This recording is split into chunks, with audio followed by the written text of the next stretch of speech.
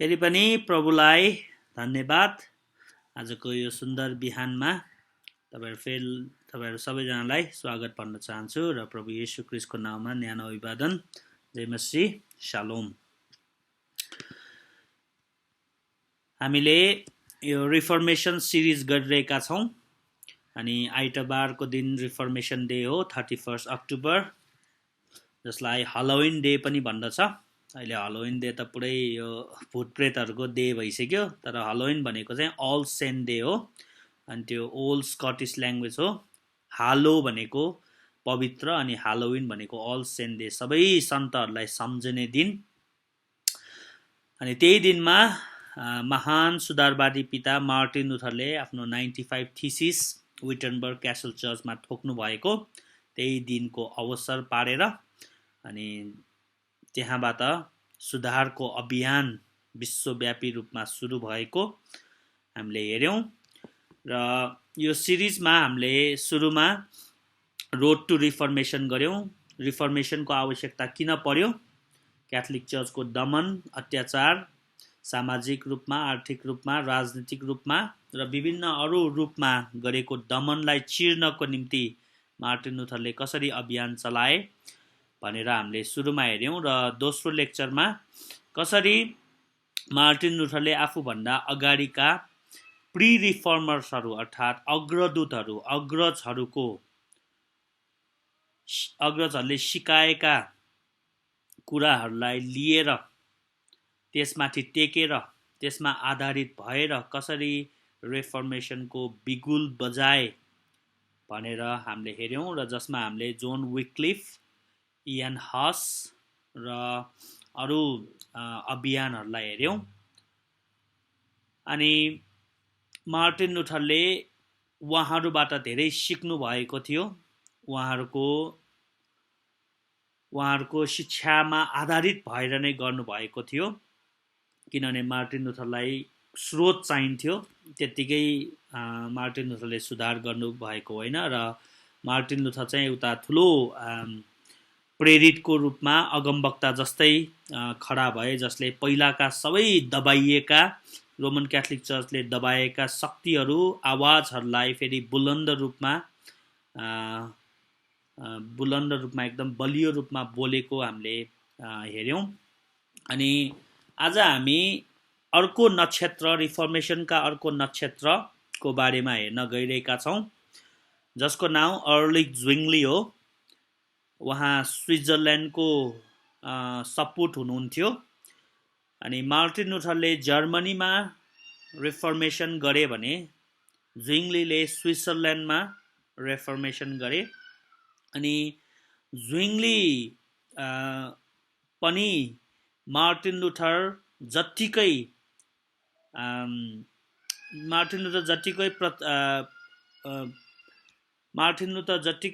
Popular नभए तापनि ज्विङ्गलीको योगदान रिफर्मेसनमा अति नै भएको हामीले पाउँछौँ।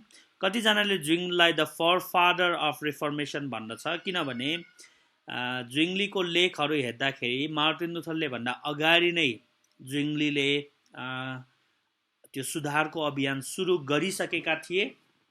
तर ज्विङ्गलीले त्यति व्यापकता पाएन, किनभने ज्विङ्गलीको अब स्विट्जरल्यान्डमा त्यति बेला जर्मनीमा धेरै व्यापकता पायो मार्टिन लुथरले, तर ज्विङ्गलीले त्यति व्यापकता पाएन। तर ज्विङ्गलीले अगाडि नै सुधार गर्न थालेका थिए भनेर विद्वानहरूले भन्दछ।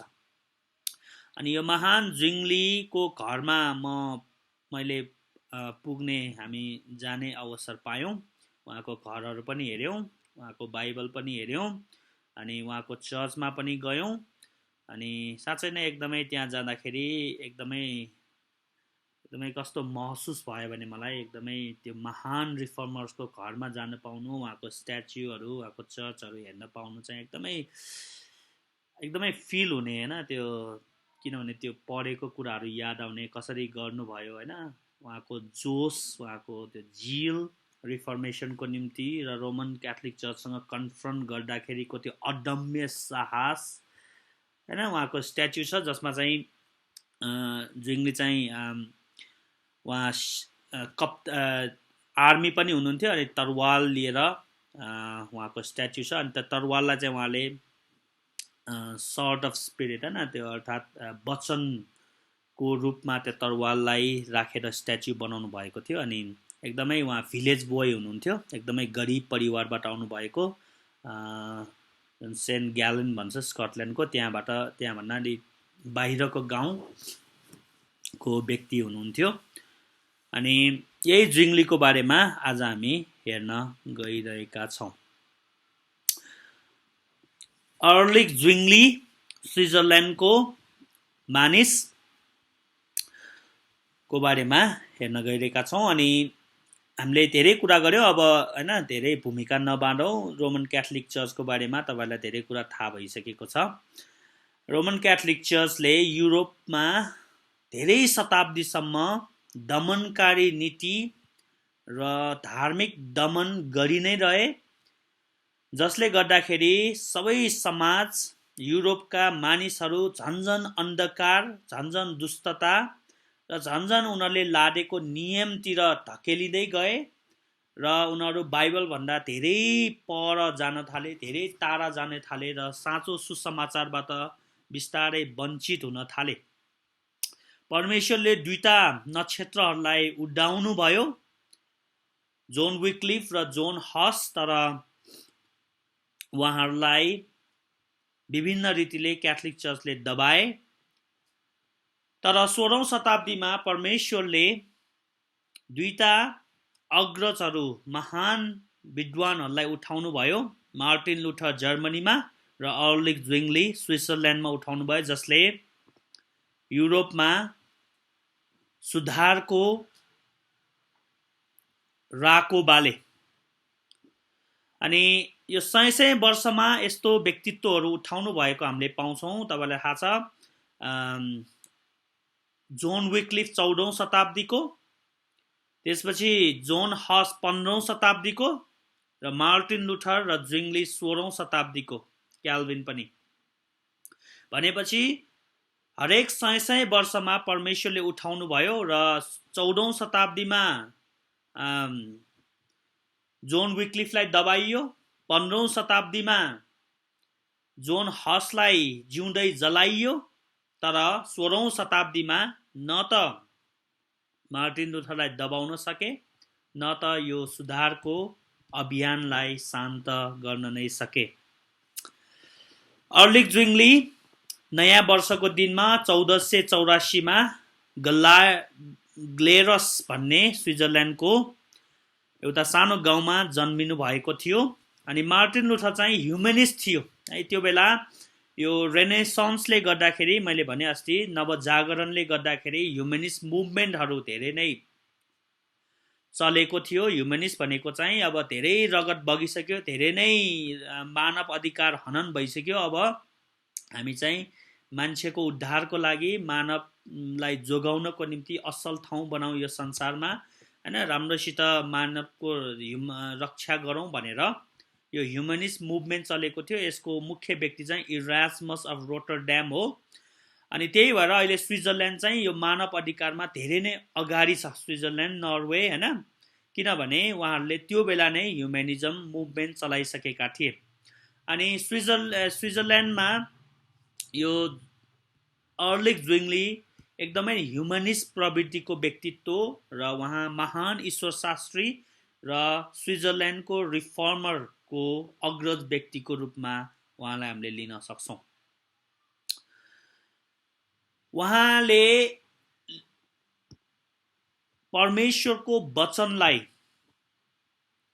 आधिकारिक मानेका थिए र पतन हुन सक्दैन, परमेश्वरको वचन अपतनीय भनेर मानेका थिए र परमेश्वरको वचनमा कुनै खोज छैन भनेर स्वीकारेका थिए।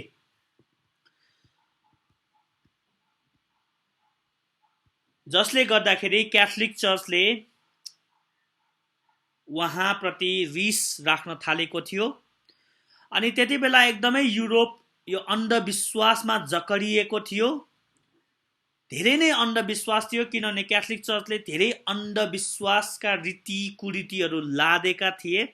अनि सबैले उनीहरूले विश्वास गर्नु पर्थ्यो, किनभने बाइबल पढ्ने अवसर तिनीलाई थिएन, जसको कारणले गर्दाखेरि सबैजनाले क्याथोलिक चर्चले जे भन्यो त्यो नै विश्वास गर्थे र अन्धकारमा जकडिराखेका थिए, धेरै अन्धविश्वासमा जकडिराखेका थिए।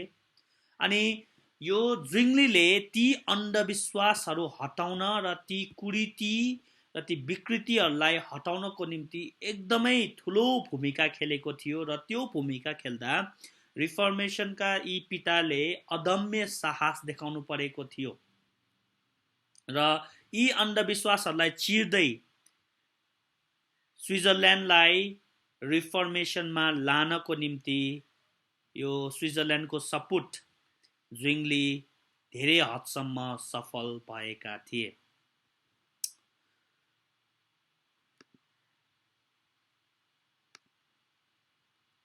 हामी चारवटा कुरा हेर्न गइरहेका छौँ उहाँको बारेमा।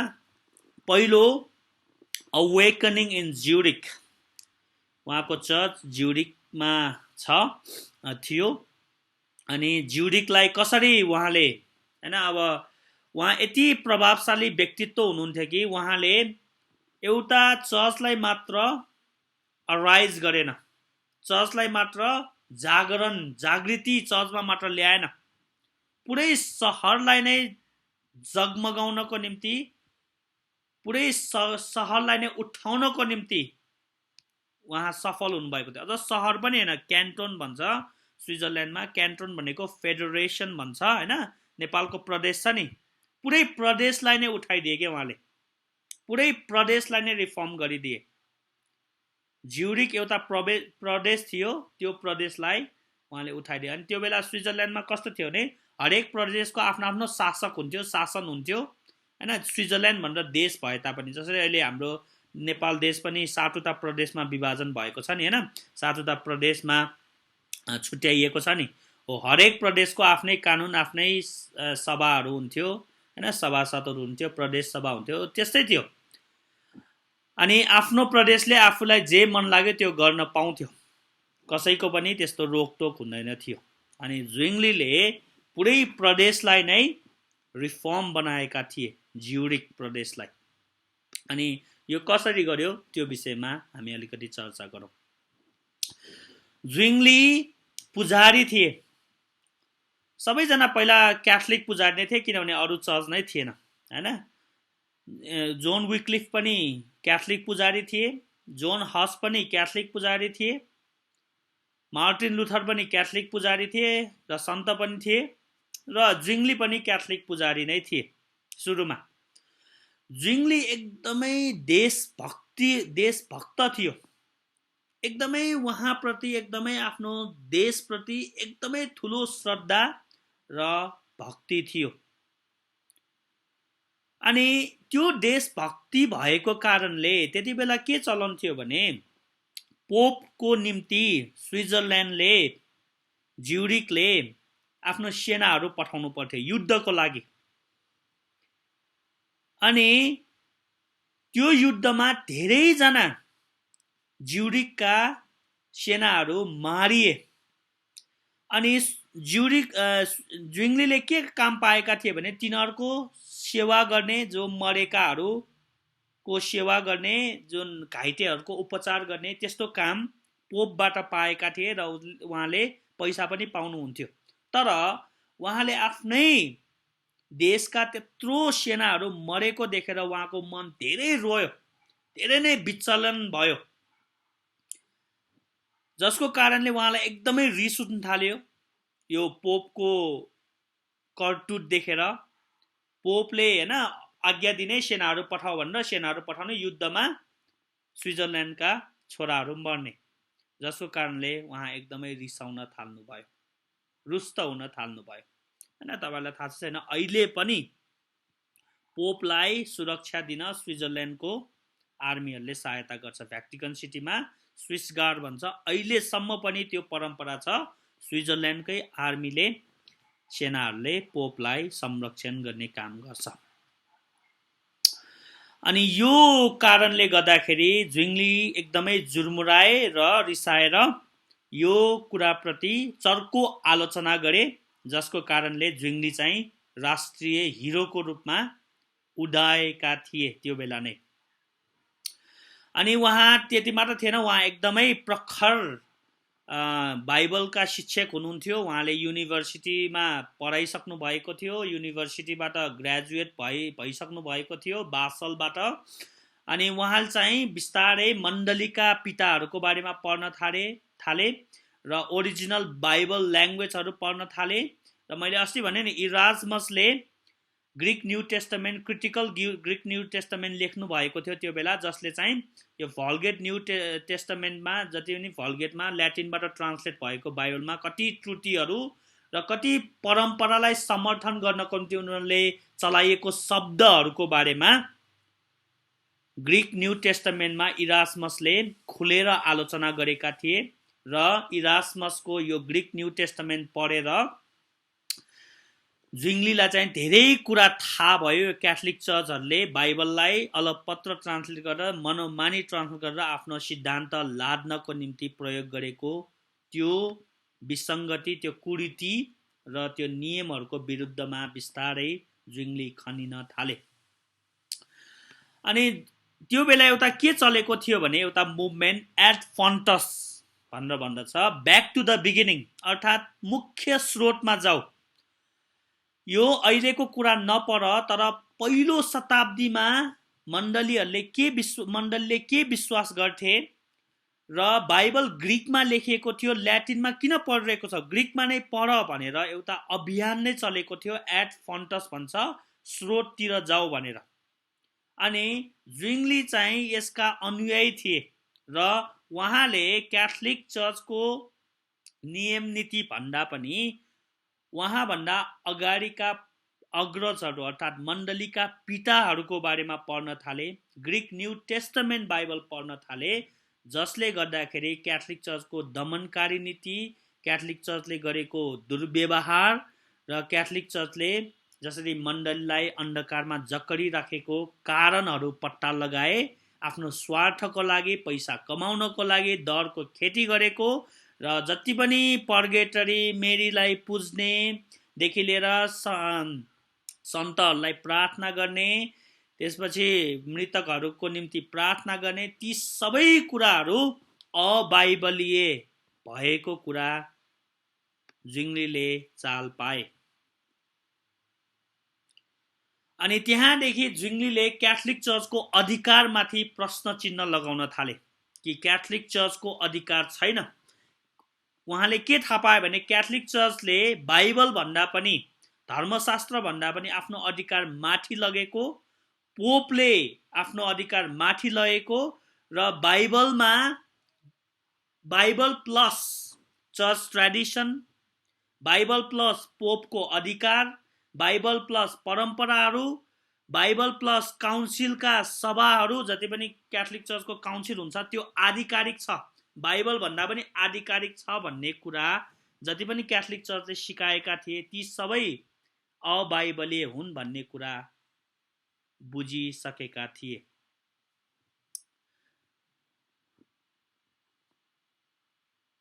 अनि ज्विङ्गलीको ज्ञान अझ बढ्दै गयो।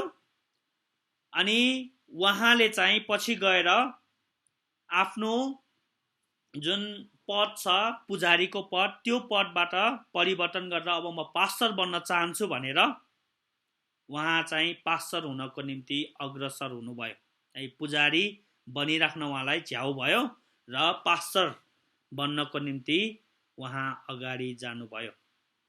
अनि उहाँ ज्युरिकमा जानुभयो। ज्युरिकको चर्चमा उहाँलाई पास्टर नियुक्त गरियो, किनभने त्यो भ्याकेन्ट भएको थियो, त्यो खाली भएको थियो। र उहाँ त्यहाँ गएर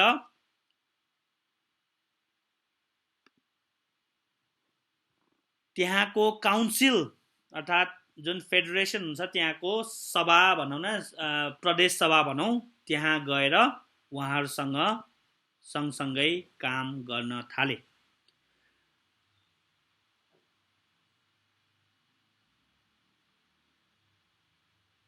अनि उहाँले सुधारको अभियान त्यहीँबाट नै सुरु गरे, किनभने ज्युरिक एकदमै ठुलो सहर पनि थियो, ठुलो काउन्सिल पनि थियो, फेडरेसन पनि थियो।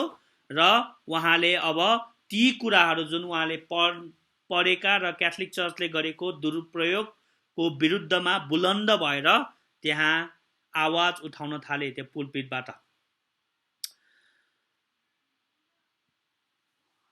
ज्विङलीले त्यस ठाउँमा जति पनि काउन्सिलहरूको मेम्बरहरू छ तिनीहरू सबैलाई मनाउन सफल भएका थिए कि क्याथोलिक चर्चको विरोध गरे मात्र होइन तर तिनीहरूलाई किन क्याथोलिक चर्चले यस्तो गर्यो ती सबै कुराहरू बिस्तारै ज्विङलीले सिकाउन थाले र धेरैजनाले ज्विङलीको समर्थन गरे र पछि पुरै त्यहाँको राष्ट्रिय सभाले नै ज्विङलीलाई समर्थन गरेको हामीले पाउँछौँ। अनि ज्विङलीले सोला स्क्रिप्चुरा धर्मशास्त्र मात्रै केवल धर्मशास्त्र मात्रै भन्ने सिद्धान्तलाई एकदमै आत्मसात गरेका थिए। अर्थात् उहाँले के भन्यो भने जति पनि बाइबललाई व्याख्या गर्छौँ जति पनि बाइबलका कुराहरू छन् ती आधिकारिक छन् र पोपको अधिकार काउन्सिलको अधिकार तिनीहरू जहिले पनि बाइबल भन्दा बाइबलको मातहतमा रहनुपर्छ बाइबलले जे भन्छ त्यो नै आधिकारिक हो भन्ने कुरा ज्विङलीले सिकाए र ज्विङलीले अर्को के भने नि बाइबल चाहिँ टचस्टोन जस्तो हो अरे। टचस्टोन भनेको सुनलाई जाँच्ने हुन्छ नि सुन हो कि होइन भन्ने कुरालाई जाँच्न एउटा पत्थरमा खोटिन्छ नि त्यसलाई टचस्टोन भन्छ इङ्ग्लिसमा। अर्थात् जति पनि नियम परम्परा जति पनि छन् त्यसलाई बाइबलमा जाँचेर बाइबललाई चाहिँ एउटा मापदण्ड बनाए जाँच्नको निम्ति साँचो हो कि झुटो हो सक्कली हो कि नक्कली हो। र ज्विङलीले के भन्यो भने ती क्याथोलिक परम्पराहरू जति पनि छन् बाइबलमा जाँचेर हेर्दाखेरि ती नक्कली भेटाइए सक्कली भेटाइएन। त्यही भएर ज्विङलीले ती सबैलाई रद्द गर्ने प्रयास गरे र त्यसको बाइबलसँग कुनै सङ्गत छैन बाइबल सङ्गत छैन र ती अबाइबलीय हुन् भन्ने कुरा प्रमाणित गरिदिए। जति पनि शिक्षा होस् जति पनि परम्परा होस् ती सबै बाइबलसँग जाँचे उहाँले र जति ठिक भेटाए त्यसलाई समर्थन गरे र जति बेठिक भेटाइए तिनीहरू सबैको आलोचना गरे त्यसलाई त्यहाँबाट हटाउनको निम्ति प्रयास गरे। र अभियसली क्याथोलिक चर्चको परम्पराहरू जुन अबाइबलीय थिए ती सबै अबाइबलीय नै भेटाइए र रिफर्मेसनको अभियान झन् चर्को रूपमा सुरु भयो।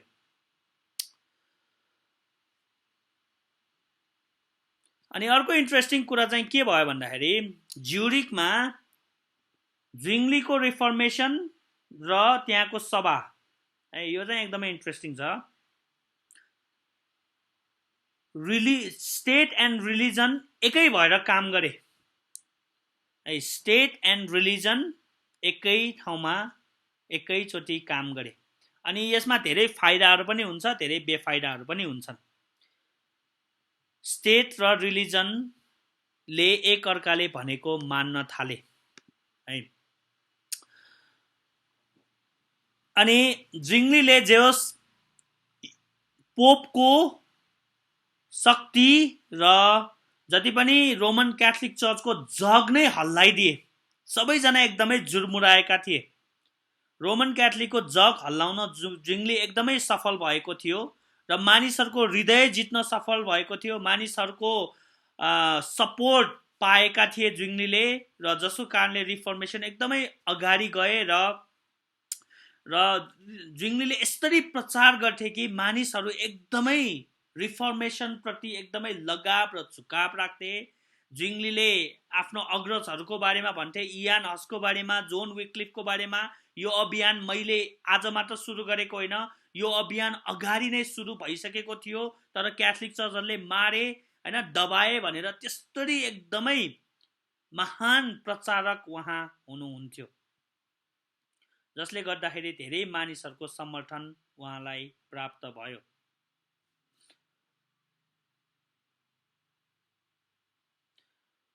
अनि एकचोटि एउटा घटना के भएको थियो भने यो क्याथोलिक एउटा परम्परा थियो यसलाई लेन्टेन फास्ट भनेर भन्दथ्यो। यो लेन्टेन फास्टमा चाहिँ सबैजना उपवास बस्नु पर्थ्यो कति दिनसम्म र त्यो उपवासमा उनीहरूले केही खान पाउँदैन थियो कति दिनसम्म अनि भोक लागेर केही खाए तापनि मासु चाहिँ खानै हुँदैन थियो अनि जुङ्ली र उहाँका साथीहरू पुरै त्यो फास्टिङमा बसिरहेका थिए त्यति बेलासम्म क्याथोलिक नै थिए जुङ्ली अनि त्यो खाँदै गर्दाखेरि त्यो के भन्छ उपवास बस्दै गर्दाखेरि अब उहाँलाई एकदमै धेरै भोक लाग्यो अनि के गरौँ कसो गरौँ भयो अनि उहाँहरूसँग केही थिएन ससेस हैन स्विजरल्यान्डमा ससेस एकदमै फेमस छ ससेस उहाँहरूले देखे अनि जुङ्लीले यो ससेस बनाऊ अब हामी भोकले मर्नु भन्दा यही ससेस खाने भनेर उहाँले ससेस पकाउन लगाए अनि उहाँले ससेस खाए अब त्यो बेला त्यो ससेस खानु भनेको यति जघन्य अपराध थियो कि एउटा एउटा एउटा इतिहासकारले के भनेको थियो भने अहिले आफ्नो देशको झन्डा जलाउनु जस्तै थियो रे त्यो बेला त्यो ससेस खानु भनेको है तर उहाँले खाइदिए र यो क्याथोलिक चर्चको निम्ति एउटा ठुलो मुक्का थियो खुल्लम खुल्ला अब बिस्तारै उहाँको जुन अभियान छ अब खुल्लम खुल्ला हुन थाले है अनि अर्को चाहिँ के गरे उहाँ आफै क्याथोलिक पुजारी हुनुहुन्थ्यो क्याथोलिक पुजारीले विवाह गर्न पाउँदैन तर उहाँले विवाह गरे अनि उहाँले आफ्नो अरू अनुयायीहरूलाई पनि विवाह गर्न लगाए विवाह गरिदिए अनि एउटा भनाइ छ कि उहाँले चाहिँ त्यही सहरको एउटा वेश्यालाई विवाह गरेका थिए है क्याथोलिक पुजारीले विवाह गर्नु नै हुँदैन थियो र विवाह गरे पनि हैन अब विवाह गरे नि राम्रै केटी विवाह गर्न वेश्यालाई विवाह गरे अनि त्यो वेश्यालाई चाहिँ अबदेखि तिमी यो वेश्यावृत्ति नगर हैन म तिमीलाई विवाह गर्छु म राम्रैसित पाल्छु भनेर अनि वेश्यावृत्ति छोडेर विवाह गरेका थिए भनेपछि यो त्यति बेला त्यस्तै चलन थियो जुङ्लीले एउटा हैन अबला नारीको उद्धार गरिदिए विवाह गरेर हैन तपाईले क्याल्भिनको जीवनमा नि हेर्नुहुन्छ क्याल्भिनले पनि विधवा विवाह गरेका थिए अनि त्यति बेला आफ्नो जीवनलाई पुरै के भन्छ पुरै राम्रोको निम्ति ह्युमनिस्ट थियो नि हैन यो जुङ्ली ह्युमनिस्ट भएकोले मानवको राम्रोसित व्यवहार गर्ने मानवको उद्धार गर्ने कुरामा धेरै अग्रसर थिए अनि यो सेलिबेसी जुन भने नि हैन त्यति बेला कतिजना सेलिबेसी भएर बस्नु पर्थ्यो विवाह नगरिकन त्यसलाई यो नियमलाई तोडे र बिशपको पर्मिसन बिना नै विवाह गरे अनि यी कुराहरूले क्याथोलिक चर्च एकदमै जुर्मुराउन थाले रिसाउन थाले जुङ्लीको बारेमा क्याथोलिक पुजारीहरू र क्याथोलिक धर्मगुरुहरूले र पोप कहाँसम्म त्यो कुरा फिजिन थाल्यो अनि त्यहाँ फ्रान्सिस्कनहरू इन्डल्जेन्स बेच्न आउँथ्यो ज्युरिकमा हैन इन्डल्जेन्स भनेको मैले भने पाप क्षमा पत्रहरू अनि उनीहरू आउँदाखेरि चाहिँ कसरी आउँथ्यो पुरा टुरै बजाएर आउँथ्यो मानिसहरूको ध्यान आकर्षण गर्न र गाडामा लिएर आउँथ्यो इन्डल्जेन्स पत्रहरू अन्नै इन्डल्जेन्स पत्रहरू लिएर आउँथ्यो क्षमा पत्रहरू र टुरै फुक्थ्यो र सबै मान्छेहरू भेला गर्थ्यो र त्यहाँ आगो बालेर देखाउँथ्यो तिनीहरूले पैसा लुट्नको लागि आगो बालेर देखाउँथ्यो र के भन्थ्यो हेर तिमीहरूले सुनेका छैनौ तिम्रो बाउआमाहरू तिम्रो पुर्खाहरू कतिजना पर्गेटरीमा रोएर बसिरहेका छन् तिमीले तिनीहरूको आवाज सुनेका छैनौ हेर यस्तो आगोमा उनीहरू चिच्याइरहेका छन् तिमीलाई माया लाग्दैन अलिकति दया लाग्दैन ल इन्डल्जेन्स पत्र किन भनेर त्यसरी दरको खेती गरेर सबै इन्डल्जेन्स पत्रहरू बिक्री हुन्थ्यो र त्यो सबै पैसा लगेर पोपका दिन्थे अब पर्गेटरीको बारेमा तपाईहरुलाई मैले धेरै भनिसकेँ अनि जुङ्लीले यी पर्गेटरीको पाप मोचन पत्र बेच्नेहरूलाई खुल्लम खुल्ला विरोध गरे र यो अबाइबलीय हो भनेर भने जसको कारणले झन् क्याथोलिक चर्चहरू जुर्मुराए अनि यति घृणा गरे जुङ्लीलाई क्याथोलिक चर्चले हैन पछि उहाँको मृत्यु भएपछि हामीले त्यो कुरा पाउँछौँ म पछि भन्नेछु कतिसम्म घृणा गरे भनेर अनि जुङ्लीले क्याथोलिक चर्चको सबै परम्पराहरूको विरोध गरे। इन्डल्जेन्स अबाइबलीय हो, पर्गेटरी अबाइबलीय हो। त्यति मात्र होइन, क्याथोलिक चर्चले जुन रिस्याक्रिफाइस गर्ने मास, प्रभु येशूलाई फेरि पनि बलिदान गर्ने, त्यो अबाइबलीय हो। र क्याथोलिक चर्चले अर्को के गर्थ्यो भने त्यो बेला जुन रोटीलाई उठाउँथे होइन, होस् भन्थे, येशू ख्रीष्टलाई फेरि बलिदान चढाउँथे र कपलाई पनि उठाउँथे। जब त्यो उठाउँदाखेरि सबैले ढोक्थे, किनभने उनीहरूको विचार अनुसार ट्रान्ससब्स्टेन्सिएसन भन्छ, त्यो विचार अनुसार रोटी र रस साँच्चीकै येशू ख्रीष्टको रगत, येशू ख्रीष्टको देह र येशू ख्रीष्टको ईश्वरत्वमा परिणत हुन्छ अरे। त्यही भएर सबैले त्यो रोटीलाई ढोक्थे। र जुङ्गलीले के भने, यो ढोक्नु भनेको ईश्वर निन्दा हो, किनभने त्यो रोटी येशू ख्रीष्ट होइन, त्यो रगत येशू ख्रीष्ट होइन, त्यो मूर्ति पूजा हो भनेर त्यसरी आवाज उठाए, त्यसरी चर्को विरोध गरे। र जिङ्गलीले यो सेन्टको इन्टरसेसन अर्थात् सन्तहरूमा चाहिँ अनुग्रह, आफू स्वर्ग जानुभन्दा पनि अझ बढी अनुग्रह कमाएर गएका छन् भनेर जुन भन्ने उनीहरूको प्रचलन छ, त्यो रीति छ, त्यसलाई पनि विरोध गरे। मरियमलाई जुन उनीहरूले पुज्ने चलन थियो त्यसको पनि विरोध गरे। र जुन मण्डलीमा जति पनि तपाईँले क्याथोलिक चर्चमा देख्नुहुन्छ नि मूर्तिहरू, अनि त्यो सिसामा जुन मरियम र विभिन्न सन्तहरूलाई पेन्टिङ गरेका ती कुराहरू, त्यो सबै भत्काइदिए। जिङ्गलीले ती सबै विरोध मात्र गरेन, पछि पुरै मण्डलीबाट त्यो निकालिदिए। अनि क्याथोलिक चर्चमा जति पनि भजन कोरसहरू र म्युजिकहरू हुन्थे त्यति बेला त्यसको पनि विरोध गरे र एकदमै के भन्छ, मरियम र सन्तहरूको बारेमा लेखेका भजनहरू त्यसको पनि विरोध गरे। र अर्को चाहिँ के चलन थियो भने त्यो बेला क्याथोलिक चर्चमा यो भाव होइन, यो बाचा बाँड्ने चलन थियो, मोनास्टिक भाव भन्छ, म कहिल्यै विवाह गर्दिनँ हो, त्यसको पनि विरोध गरे। पर्गेटरीको विरोध गरे। पोप पत्रुसको उत्तराधिकारी हो त्यो विरोध गरे। र पोपले कहिले पनि मानिसलाई यो एक्सकम्युनिकेट, चर्चबाट निष्कासन गर्ने कुरा, त्यो पनि विरोध गरे। र बप्तिस्मामा र मृतकमा जति पनि पैसाहरू तिर्नु पर्थ्यो त्यो बेला त्यसको पनि विरोध गरे। र धेरै अरू क्याथोलिक चर्चहरूको विरोध गरे परम्पराहरूको। र क्याथोलिक चर्चले जुन 7वटा स्याक्रिमेन्ट मान्थ्यो त्यो स्याक्रिमेन्टको नि विरोध गरेर येशू ख्रीष्टले जम्मा 2वटा स्याक्रिमेन्टहरू अर्थात् धार्मिक विधिहरू दिनुभएका थिए भनेर जिङ्गलीले त्यसरी आवाज उठाए र 2टामा मात्र सीमित गरे। र क्याथोलिक चर्चको पुजारीले जुन लाउँथे नि, जुन वस्त्र लाउँथे नि होइन, त्यो वस्त्र लाउनु हुँदैन भनेर भने र साधारण वस्त्र लगाउन थाले। यहाँ यस्तो भएको होइन, त्यहाँदेखि सुरु भएको। र जति पनि मासमा जति पनि उनीहरूले एकदमै बहुमूल्य कपहरू चलाउँथ्यो, प्लेटहरू चलाउँथ्यो, जिङ्गलीले काठको चलाइदिए, किनभने प्रभु येशूले काठको चलाउनु भएको हो भनेर होइन। अनि साधारण रूपमा त्यो प्रभु भोज गर्न थाले। अरू विभिन्न परम्पराहरूको खुलेर विरोध गरे। यो पिलग्रिमेज जाने चलन थियो होइन, विभिन्न श्राइनहरूमा होइन, विभिन्न सन्तहरू, महान सन्तहरू मरेको ठाउँमा तीर्थयात्रा गर्न जान्थे। अनि जिङ्गलीले त्यो तीर्थयात्रा पनि अबाइबलीय हो भनेर देखाउन थाले।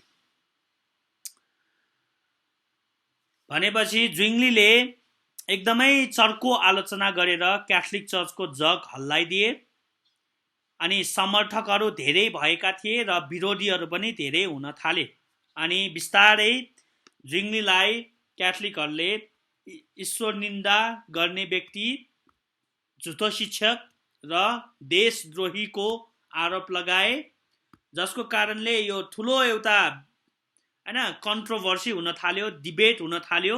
कसैले जिङ्गलीलाई एकदम महान शिक्षक भनेर भन्दथे भने कसैले जिङ्गलीलाई क्याथोलिकहरूले यो झुटो शिक्षक हो भनेर त्यसरी संज्ञा दिन थाले।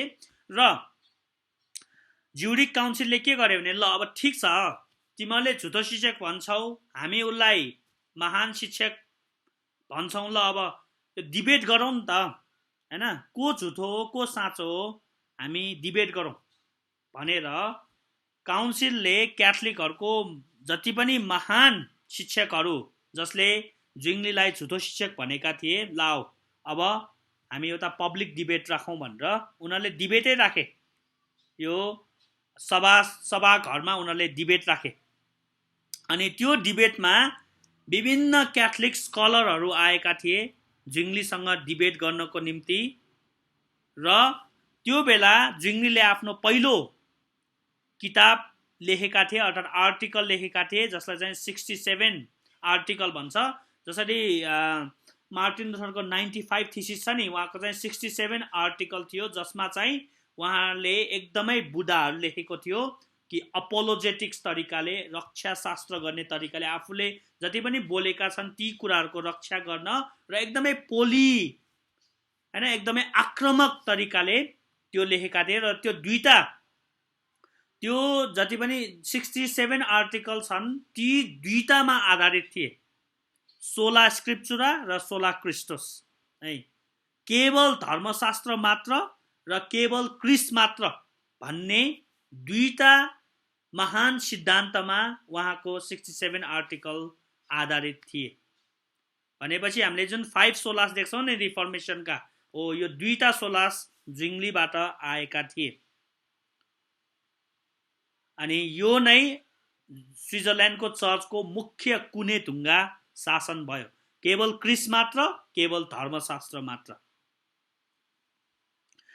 अनि यो दुईटामा आधारित भएकोले र कति 3 दिन हो कि 4 दिन त्यहाँ ठुलो घम्सा घम्सी डिबेट भएको थियो। अनि सबैजना पुरै त्यहाँ हेर्न आएका थिए डिबेटमा को जित्छ भनेर।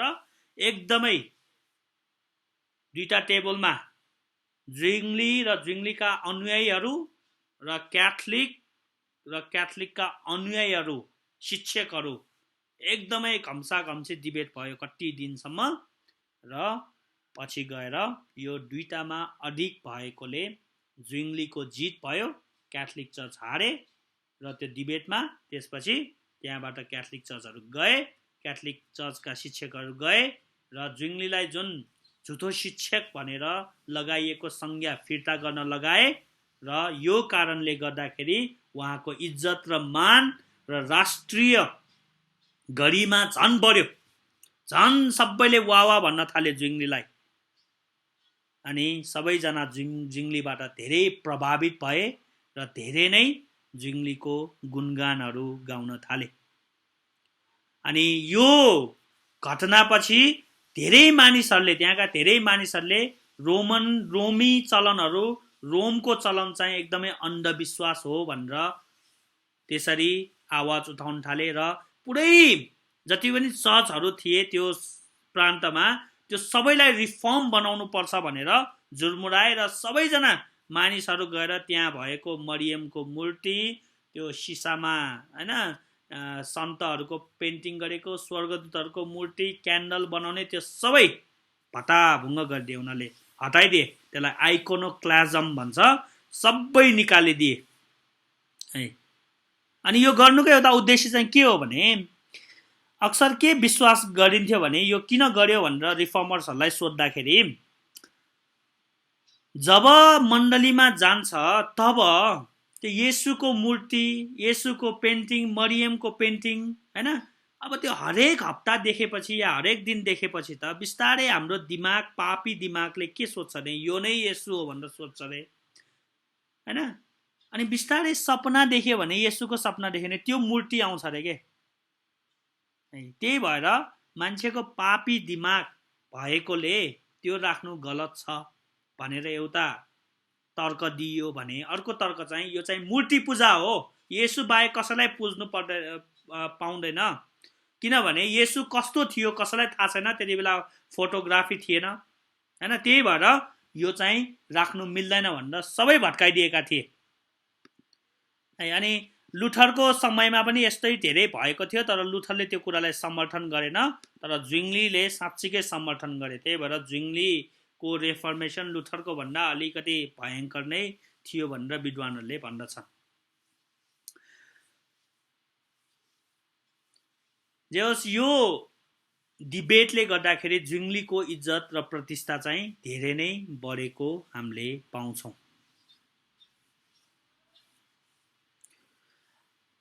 अनि ज्विङ्लीको अर्को सुधार चाहिँ के हो भने ज्विङ्ली चाहिँ ह्युमनिस्ट थियो हैन, मानव अधिकारलाई एकदमै जोड तोडका साथ लागू गर्ने व्यक्ति भएकोले त्यो बेला ज्विङ्लीको सहरमा त्यो प्रदेशमा एकजना पनि भिखारी बाँकी भएन रे।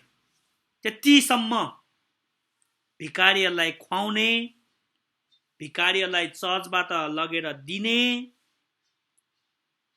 अनि उहाँले के भन्छ त्यो सभा त्यो प्रदेशको कानुनहरूमा पनि धेरै राम्रो सुधार गरेका थिए। भनेपछि ज्विङ्लीको सुधार धार्मिक मात्र थिएन, सामाजिक पनि थियो, राजनैतिक पनि थियो, आर्थिक पनि थियो।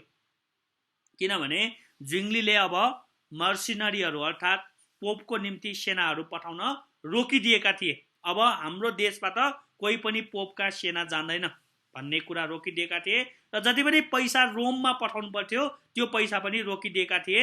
जसरी लुथरले भनेका थिए जर्मनीको पैसा जर्मनीमा नै रहन्छ, त्यसरी नै ज्विङ्लीले पनि स्विजरल्यान्डको पैसा अर्थात् ज्युरिकको पैसा ज्युरिकमा नै रहन्छ, त्यो कहीँ पनि जाँदैन। बरु यो पैसाले हामी गरिबहरूलाई खुवाउँ, हस्पिटलहरू बनाऊ भनेर भनेका थिए। र जति पनि त्यो बेला मोनास्ट्रीहरू थियो नि हैन, सन्तहरू त्यहाँ गएर पढ्ने हैन, ननहरू भिक्षुनीहरू गएर पढ्ने ठाउँ थियो नि, त्यो सबै हस्पिटलमा परिणत हुन थाल्यो। है, सबैलाई हस्पिटल बनाइदिए। त्यहीँबाट हामीले देख्छौँ के त्यो हस्पिटलको सुरुवात भएको हैन, अनाथ गरिबहरूलाई खुवाउने। अनि त्यो प्रदेशमा ज्विङ्लीले जति पनि के भन्छ यो आफ्नो श्रीमतीहरूलाई दुर्व्यवहार गर्ने लोग्नेहरूलाई सजाय दिनको निम्ति ज्विङ्ली चाहिँ एकदमै तत्पर थिए र कानुनै बनाइदिए। भनेपछि मानव अधिकारको एकदमै बिगुल पनि फुकेका थिए। मानव अधिकारको हित र समर्थनको लागि ज्विङ्ली जहिले नि खडा भए र आफ्नो प्रदेशमा कुनै पनि त्यस्तो अमानवीय व्यवहार हुन दिएन। त्यतिसम्म अग्रता पाएको थियो र एकदमै समाजलाई नै परिवर्तन गर्न थालेका थिए। भनेपछि यो रिफर्मेसनले तपाईँलाई थाहा छ होला, रिफर्मेसनले धार्मिक सुधार मात्र गरेको होइन। ज्विङ्लीको मात्र भनेको न, पुरै रिफर्मेसनले धार्मिक सुधार मात्र गरेन, यो रिफर्मेसनले धेरै नै अरू सुधारहरू पनि गरेका थिए। लाई सक वेभ भन्दछ के है, वास्तवमा धार्मिक सुधार गर्न थालेको, तर जति पनि समाजमा भएको जुन वर्गीय सङ्घर्ष छ त्यसलाई त्यसलाई घटाउनको निम्ति रिफर्मेसनले ठुलै काम गरेको थियो।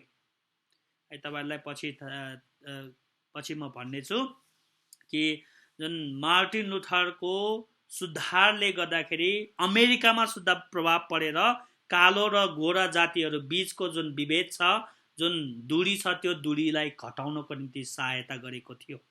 किनभने लुथरले प्रिस्ट र लेटी मानिसहरूको जुन दूरी छ नि त्यसलाई घटाइदिएका थिए र सबैजना पुजारी हो, हामी पुजारीका गइराख्नु पर्दैन भन्ने आवाजले गर्दाखेरि अमेरिकामा मार्टिन लुथर किङ जुनियर भन्दा नि, उहाँले आफ्नो नामै मार्टिन लुथर किङ जुनियर राखे।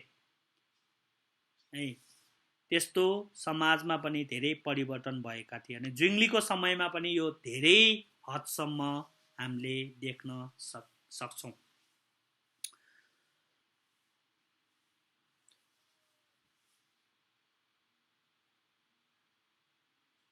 ज्विङ्लीले धेरै नै उपलब्धि प्राप्त गरेका थिए।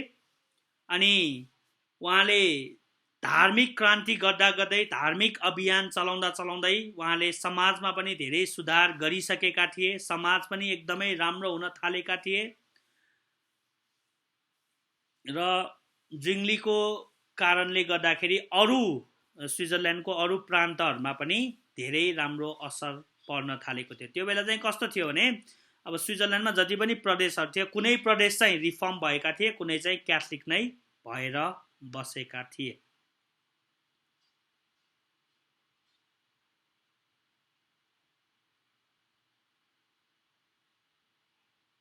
हामी के भन्छ यो रिफर्मेसनको अलि धेरै कुरा चाहिँ हामी लुथरको समयमा गर्नेछौँ हैन। ज्विङ्गलीले गरेको पनि छ, तर लुथरको समयमा चाहिँ हामी अलि धेरै गर्नेछौँ। अनि अर्को एउटा घटना चाहिँ नराम्रो भनौँ या हैन, एकदमै ज्विङ्गलीको जीवनमा आएको एउटा तितो घटना चाहिँ के थियो भने त्यो पनि भनिहालौँ। ज्विङ्गलीले धेरै नै सुधार गर्दै जाँदाखेरि एउटा घटना चाहिँ के भयो भन्दाखेरि ज्विङ्गलीकै समयमा यो एनाब्याप्टिस्टहरू आएका थिए, उदाएका थिए, जसलाई र्याडिकल रिफर्मेसन भन्छ। अनि तिनीहरू यही ज्विङ्गलीकै प्रदेशबाट आएका थिए, जसले दुईचोटि बप्तिस्मामा विश्वास गर्छन्। अनि यो एनाब्याप्टिस्टहरूले चाहिँ के विश्वास गरेका थिए भने ज्विङ्गलीकै समर्थकहरू थिए पहिला, तर पछि ज्विङ्गलीकै विरोध गरे हैन। आफ्नै भेडाहरू, आफ्नै गोठालाको विरुद्धमा उठ्न थालेका थिए। ज्विङ्गली त्यति बेला चाहिँ अब यो के भन्छ क्याथोलिक परम्परा भए तापनि हैन, अघि मैले भने नि जति पनि टचस्टोन, बाइबललाई टचस्टोनको रूपमा हेरिन्थ्यो, बाइबलले त्यसलाई मापदण्डको रूपमा हेरिन्थ्यो। यदि बाइबलले समर्थन गर्यो भने त्यो परम्परा ठिक छ, बाइबलले समर्थन गरेन भने त्यो परम्परा ठिक छैन। अनि यो बच्चाहरूलाई बप्तिस्मा दिने कुरामा ज्विङ्गली चाहिँ समर्थनै थिए, भले त्यो क्याथोलिक परम्परा भए तापनि त्यो बाइबलीय हो भन्ने कुरामा ज्विङ्गलीले मानेका थिए हैन। क्याल्भिनले नि मानेका थिए, लुथरले नि मानेका थिए, प्युरिटनहरूले नि मानेका थिए। 18औं 17औं शताब्दीतिर बल्ल बल्ल ब्याप्टिस्टहरू आएका थिए, त्यति बेला ब्याप्टिस्टहरू भन्ने नै थिएन। तर अब एनाब्याप्टिस्टहरूले के भन्न थाल्यो भने बाल बप्तिस्मा गलत हो भन्न थाले ज्विङ्गलीकै समयमा। अनि उनीहरू चाहिँ यो बाल बप्तिस्मा गलत हो भन्ने चाहिँ उनीहरूको अर्कै कुराले गर्दा हो, यो कभिनेन्ट थियोलोजीमा विश्वास नगरेकोले। र उनीहरूको यही एउटा मात्र होइन, धेरै समस्याहरू थिए, धेरै कुराहरूमा उनीहरू चुकेका थिए र ज्विङ्गलीको विरोध गर्न थालेका थिए। अनि बाल बप्तिस्मा भएकाहरूलाई फेरि उनीहरूले ठुलो भएपछि बप्तिस्मा दिन थाले र भने बच्चाहरूलाई बप्तिस्मा दिन गलत हो, भोलिपछि उनीहरूले विश्वास गर्यो भने मात्र उनीहरूलाई बप्तिस्मा दिन थाल्यो भनेर सबैलाई, आफूले पनि बप्तिस्मा लिए र अरूलाई पनि त्यो गर्न उस्काएका थिए।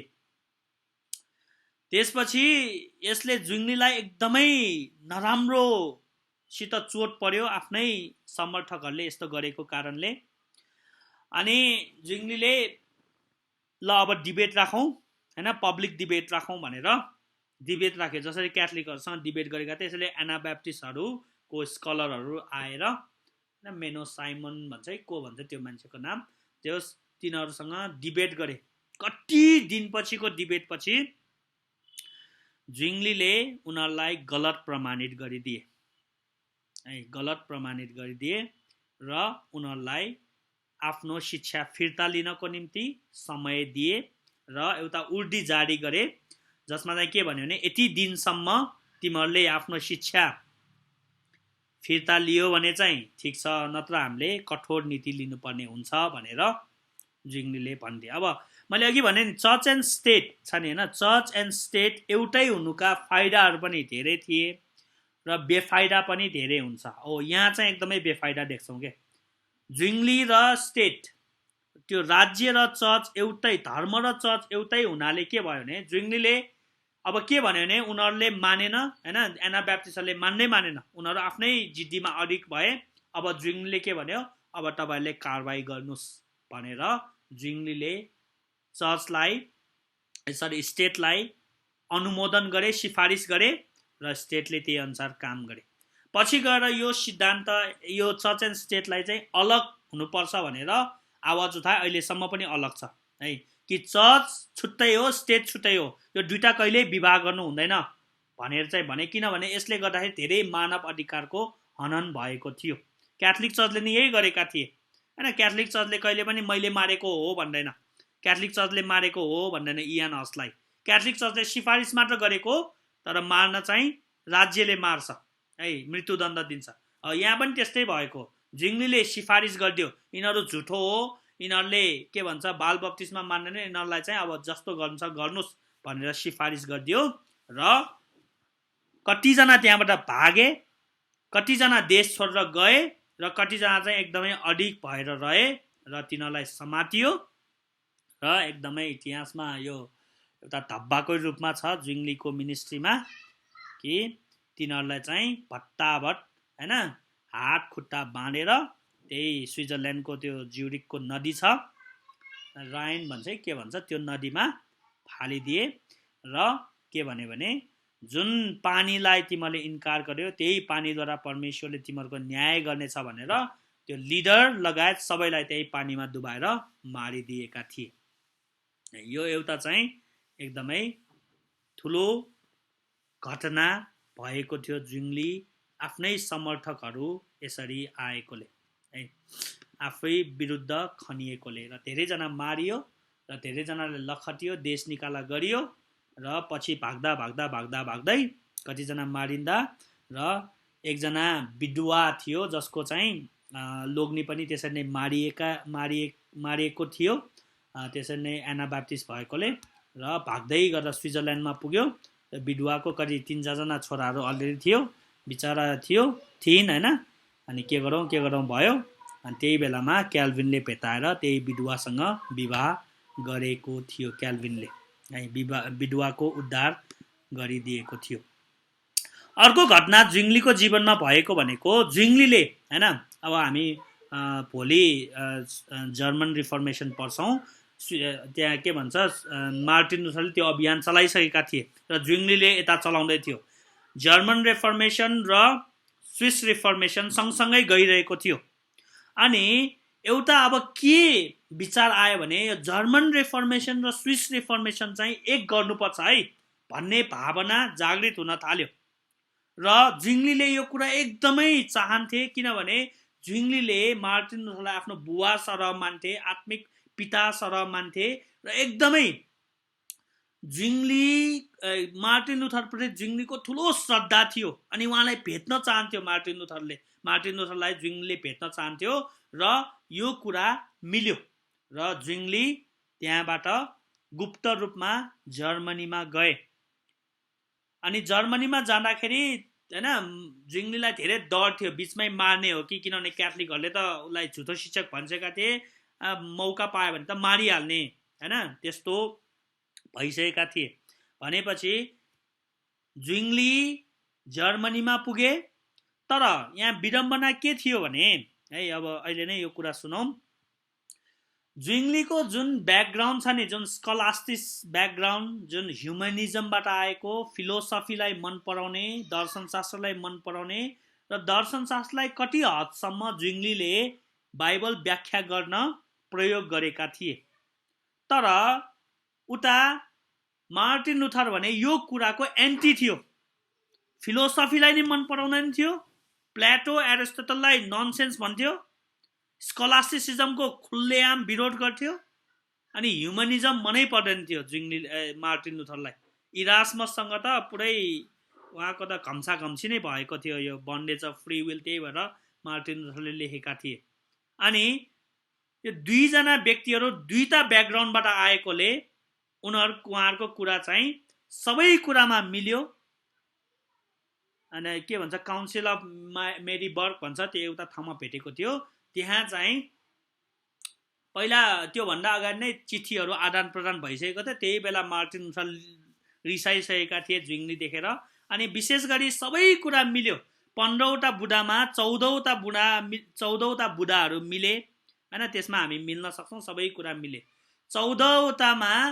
14.5वटामा मिल्यो भन्छ अझ सबै कुरामा ठिक छ तर येशू ख्रीष्ट प्रभु भोजमा कसरी आउनुहुन्छ भन्ने कुरामा चाहिँ उहाँहरूको कुरै मिलेन अनि यतिसम्म हैन के भन्छ तिक्तता थियो कि एकअर्काको अनुहारै हेर्न सकेन रे है अनि ज्विङलीले त एकदमै चाहेका थिए मार्टिन लुथरलाई श्रद्धा गरेर यो एउटा कुरामा मिल्नु अनि यो मिल्यो भने स्विजरल्यान्डको रिफर्मेसन र जर्मनीको रिफर्मेसन एक हुन्छ त्यो गर्यो भने हामीले रोमन क्याथोलिक चर्चलाई उडाउन सक्छौं भनेर भनेका थिए तर मार्टिन लुथर मान्दै नमान्ने मार्टिन लुथरले के भनेका थिए भने येशू ख्रीष्टको देह र रगत प्रभु भोजमा साँच्चीकै आउँछ साँच्चीकै हुन्छ होइन कि क्याथोलिकहरूले जस्तो रोटी र रस साँच्चीकै येशू ख्रीष्टको ईश्वरत्वमा परिणत हुने होइन, देह र रगतमा परिणत हुने होइन, तर रोटी पनि हुन्छ त्यहाँ वरिपरि चाहिँ येशू ख्रीष्टको रगत र शरीर चाहिँ आउँछ, माथि तल मुनि सबैबाट आउँछ र खाँदाखेरि दुइटै कुरा खान्छौँ, रोटी पनि खान्छौँ उहाँको देह पनि खान्छौँ, त्यही भएर कन्सब्स्टेन्सिएसन भन्छ, कन भनेको दुइटै एकैचोटि खानु। तर ज्विङ्लीले हुँदैन, कसरी हुन्छ, येशू ख्रीष्ट त स्वर्गमा हुनुहुन्छ, उहाँको मानवत्व, अनि उहाँको मानवत्व विश्वव्यापी छैन हैन, सर्वव्यापी छैन, उहाँको मानवत्व एकैचोटि दुई ठाउँमा हुन सक्दैन, उहाँ त पिताको दायाँ हातमा छ, प्रोभोजमा कसरी आउनुहुन्छ, उहाँको मानवत्व ईश्वरत्व भएको छैन, मानवत्व हो, ईश्वरत्व हो, उहाँ आउनै सक्दैन, हामीले खाने त मेमोरियल हो, उहाँको सम्झनामा खाने हो भनेर त्यसरी आर्गुमेन्ट गरे र त्यो कुरा यति चर्काचर्की भयो, मिल्दै मिलेन। मार्टिन लुथरले त्यही मात्र पढि नै रहे, व्याख्या गर्ने रहे, येशू ख्रीष्टले भन्नुभएको यो मेरो शरीर हो भन्ने कुरा। अब मार्टिन लुथर चाहिँ त्यसलाई लिटरली लिएका थिए, यो मेरो शरीर हो, खालि त्यही मात्र भन्ने। ज्विङ्लीले चाहिँ यो सिम्बोलिक हो, साङ्केतिक हो, चेलाहरूले येशू ख्रीष्टको शरीर खाएको होइन, सम्झनामा खाएको हो भनेर यो कुरा एकदमै मिल्दै मिलेन र पछि गएर धेरै तिक्तता भयो। त्यसपछि ज्विङ्ली एकदमै रुन थाले, त्यहाँ भक्किए हैन, भक्कानिएर रोए, किनभने त्यो नमिलेको कारणले, र त्यही नमिलेर ज्विङ्ली स्विजरल्यान्डमा फर्के। त्यसपछि कहिले पनि लुथरको अनुहार ज्विङ्लीले देखेन।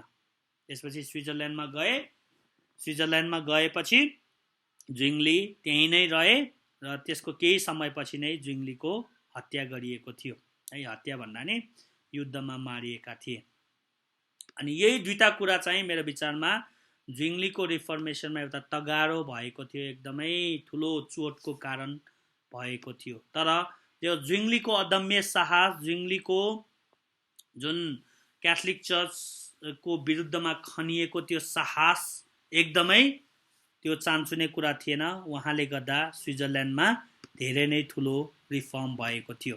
अनि कतिजना विद्वानहरूले के भन्छ भने जोन क्याल्भिन चाहिँ सेकेन्ड हो हैन, पछि मात्र आएका हुन्।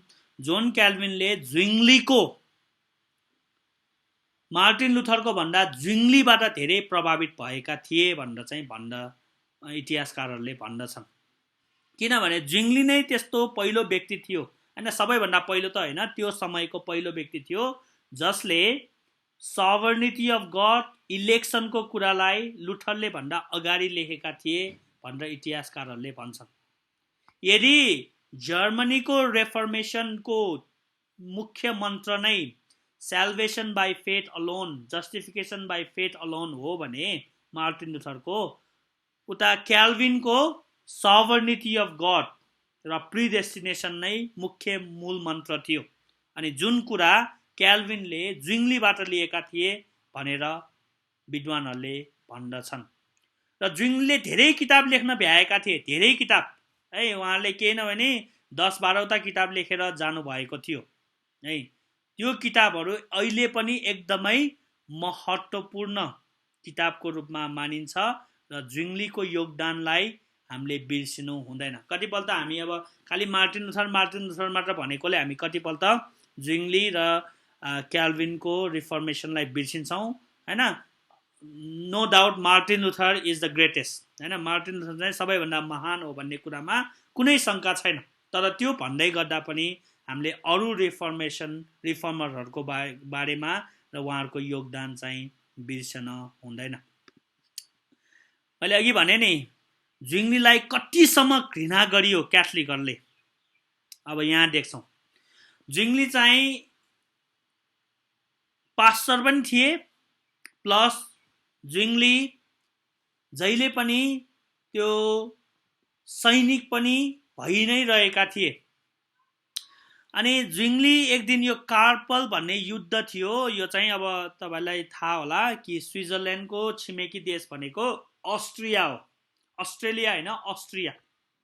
अनि हामी स्विजरल्यान्ड जाँदाखेरि अस्ट्रिया ऊ त्यही डाँडापाडी थियो हैन, नगरकोटको उता अस्ट्रिया, जर्मनी यही के भन्छ पुलचोकी उता थियो हैन, अनि फ्रान्स यही के भन्छ फ्रान्स यही धुलीखेल जति नै फ्रान्स थियो, सबै देश त्यही थियो के हैन। हामी प्लेनमा जुन एयरपोर्टमा ओर्लेका थियौँ, अचम्म लाग्यो, कहिले थाहा पनि थिएन, सुनेको पनि थिएन, एकैचोटि प्लेनबाट एयरपोर्टमा ओर्ल्यौँ। एयरपोर्टमा ओर्लिएपछि हामीले 3टा ढोकाहरू देख्यौँ के त्यो एयरपोर्ट चाहिँ स्विजरल्यान्डको थियो क्या अरे, 3टा ढोका थियो, त्यही ढोका 3टा लाइनै, एउटा ढोकाबाट गयो भने जर्मनी, एउटा ढोकाबाट गयो भने फ्रान्स, एउटा ढोकाबाट गयो भने स्विजरल्यान्ड। ल कुन ढोकाबाट जाने त्यही पुग्दो रहेछ क्या, त्यही सबै खप्टिएको त्यो एयरपोर्ट चाहिँ युरो एयरपोर्ट भन्दछ त्यही भएर। अनि अस्ट्रिया चाहिँ क्याथलिक देश थियो सुरुदेखि नै, अहिलेसम्म पनि क्याथलिक छ त्यो हैन, त्यो त्यति रिफर्मेसनले छोएको छैन त्यति धेरै।